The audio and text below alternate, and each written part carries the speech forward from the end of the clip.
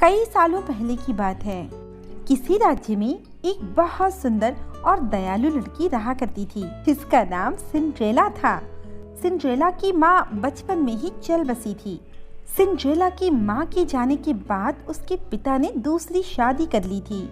Cinderella की एक सौतेली बहन भी थी जो सिंड्रेला को बिल्कुल भी पसंद नहीं करती थी। वो माँ बेटी बचपन से ही सिंड्रेला से काम करवाया करती थी और वो दोनों सिंड्रेला को तरह तरह से परेशान किया करती थी।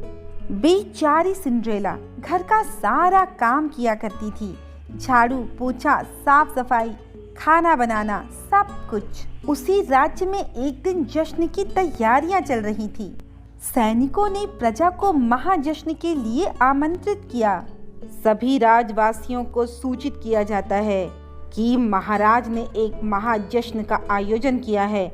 उसमें तमाम राज्यवासियों को दावत दी जाती है। उसी जश्न में महाराज अपने लिए दुल्हन भी पसंद करेंगे, अतः राज्य की सभी खूबसूरत और जवान लड़कियों को वहां आने का आमंत्रण दिया जाता है। अब सिंड्रेला भी 17 साल की हो चुकी थी। वो सभी लोग भी वहां जाना चाहते थे। आखिर वो दिन भी आ गया जिस दिन वो जश्न होने वाला था। मेरी प्यारी बेटी, तुम जल्दी से तैयार हो जाओ, हम दोनों आज के महाजश्न में जाएंगे। ओह मम्मा, सच? मैं जल्दी से तैयार हो जाती हूँ। मैं सुंदर सा गाउन पहनूंगी और देखना राजकुमार मुझे ही पसंद करेंगे। सिंड्रेला ये सब कुछ सुन रही होती है। सिंड्रेला भी उस पार्टी में जाना चाहती थी, इसीलिए वो अपनी माँ से कहती है, माँ मैं भी चलूंगी उस पार्टी में, आप मुझे भी ले चलिए उस पार्टी में, मुझे भी जाना है। कोई जरूरत नहीं उस पार्टी में जाने की, घर में इतना सारा काम है, तू चली गई तो घर का काम कौन करेगा? और हाँ, हम लोगों के कपड़े भी तो तुझे प्रेस करने हैं। अब जल्दी कर, तैयार होने में हमारी मदद कर। बेचारी सिंड्रेला उन लोगों को तैयार करवाती है और उदास मन से उन दोनों को जाते हुए देखती है। उनके जाने के बाद सिंड्रेला घर के बाहर बैठकर रोती है।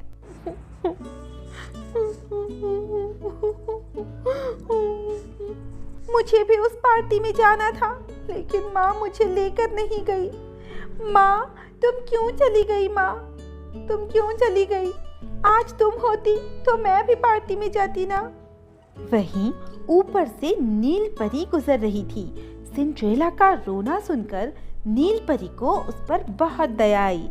नील परी सिंड्रेला के सामने आई और सामने आकर बोली, सिंड्रेला, सिंड्रेला, तुम्हें इस तरह रोना नहीं चाहिए। सिंड्रेला, आप कौन है? मैं परी नील हूँ। मैं यहाँ से गुजर रही थी, मैंने तुम्हारा रोना सुना।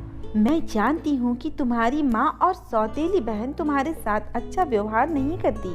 तुम जश्न में जाना चाहती हो ना? कोई बात नहीं, अगर वो तुम्हें लेकर नहीं गई तो क्या हुआ, मैं तुम्हें भेजूंगी। हाँ, लेकिन मैं कैसे जा सकती हूँ? मेरे कपड़े भी फटे हुए हैं और पैरों में चप्पल तक नहीं है। कोई बात नहीं सिंड्रेला, थोड़ी सी जादू और थोड़े से विश्वास से सब कुछ हो जाएगा। परी ने सिंड्रेला पे अपना जादू चलाया और उसके फटे पुराने कपड़े एक खूबसूरत गाउन में बदल गए। परी ने सिंड्रेला के पैरों में जगमगाती जूतियां पहना दी जो कांच की थी। अरे वाह, मैं तो बहुत खूबसूरत लग रही हूँ। अब मैं भी जश्न में जा सकती हूँ, लेकिन मैं जाऊंगी कैसे? मेरे पास तो कोई सवारी नहीं है।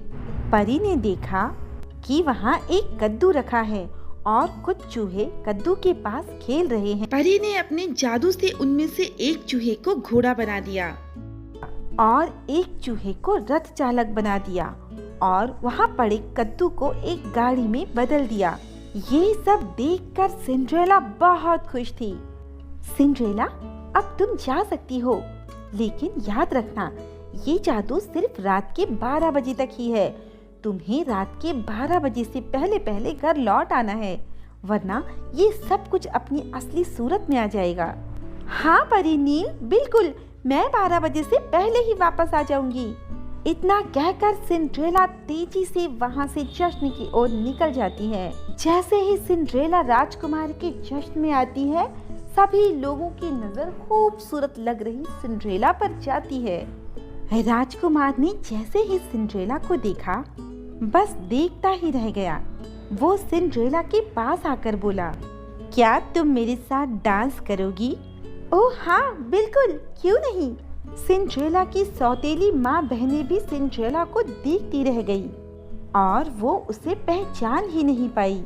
जश्न चलता रहा और राजकुमार सिंड्रेला के साथ डांस करता रहा। अचानक सिंड्रेला की नजर घड़ी पर गई।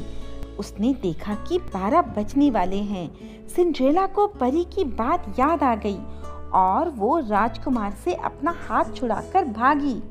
रुको रुको! राजकुमार सिंड्रेला को रोकता रहा, लेकिन सिंड्रेला ना रुकी और जल्दी में भागते हुए सिंड्रेला का एक कांच का जूता वहीं छूट गया। सिंड्रेला अपनी गाड़ी में बैठकर वापस आ चुकी थी और रात के पूरे 12 बज चुके थे। सिंड्रेला की गाड़ी वापस कद्दू में बदल गई और रथ सवार वापस चूहे में बदल गया। थोड़ी ही देर बाद सिंड्रेला की माँ और बहन भी वापस आ गई। उन्हें कुछ पता नहीं चला कि सिंड्रेला जश्न में जाकर लौट आई है। राजकुमार को सिंड्रेला से प्यार हो गया था। वो उसकी यादों में खोया रहता था। राजकुमार को सिंड्रेला का नाम भी नहीं पता था।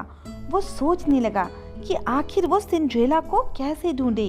तभी राजकुमार को याद आया कि सिंड्रेला की शीशे की जूती उसके पास है। राजकुमार ने सिंड्रेला की जूती उठाई और कहा, मैं उसको ढूंढ के रहूंगा। जिस लड़की का पैर भी इस जूते में आ जाएगा, वही मेरी रानी बनेगी। अगले दिन से राजकुमार और उसके सेवक उस लड़की की तलाश में निकल पड़े। राजकुमार के सैनिकों ने सभी लड़कियों को वहां बुलाया और जूते पहनाने की कोशिश की, लेकिन किसी भी लड़की का पैर उस जूती में नहीं आया। अंत में सिंड्रेला की बहन ने भी उस जूती में पैर डालने की कोशिश की, लेकिन उनका पैर उस जूती में नहीं आ पाया। सिंड्रेला ने अपनी सौतेली माँ से कहा, माँ, क्या मैं भी कोशिश करूँ उस जूती में अपने पैर डालने की? कोई जरूरत नहीं है, तुम्हें तो कमरे में बंद ही रहना चाहिए। बाहर आने की कोशिश मत करना, समझी? सिंड्रेला अकेली रो रही थी। उसे समझ नहीं आ रहा था कि वो क्या करे। अचानक से राजकुमार ने सिंड्रेला की रोने की आवाज सुनी और आवाज सुनकर उसने सिंड्रेला की सौतेली माँ से पूछा, ये किसके रोने की आवाज है? क्या घर में कोई और भी है? नहीं नहीं राजकुमार, वो तो हमारी काम वाली है। मैंने उसे बंद कर रखा है। मैं उससे मिलना चाहूँगा। सैनिकों, उसे लेकर आओ मेरे सामने। राजकुमार की सैनिक सिंड्रेला को बाहर निकालकर उसके सामने ले आए। ये सब देखकर सिंड्रेला की सौतेली बहन ने जूती को गिराकर तोड़ दिया। ये क्या किया तुमने? जूती कैसे तोड़ दी? अब मैं ये कैसे देखूंगा कि मेरी होने वाली राजकुमारी कहाँ है? वो मुझसे धोखे से टूट गई। तभी सिंड्रेला बोली, कोई बात नहीं राजकुमार, उसकी दूसरी जूती मेरे पैरों में है, आप देख सकते हैं। राजकुमार ने उसी का दूसरा जूता सिंड्रेला के पैरों में देखा और वो बहुत खुश हुआ। सिंड्रेला, क्या तुम मुझसे शादी करोगी? सिंड्रेला ने खुशी से हाँ में सर हिलाया और वो राजकुमार के साथ चली गई। तो दोस्तों, कैसी लगी आपको हमारी कहानी? अगर पसंद आई हो तो लाइक, शेयर और सब्सक्राइब करना ना भूलें और ऐसी ही कहानियाँ देखने के लिए बने रहे हमारे चैनल।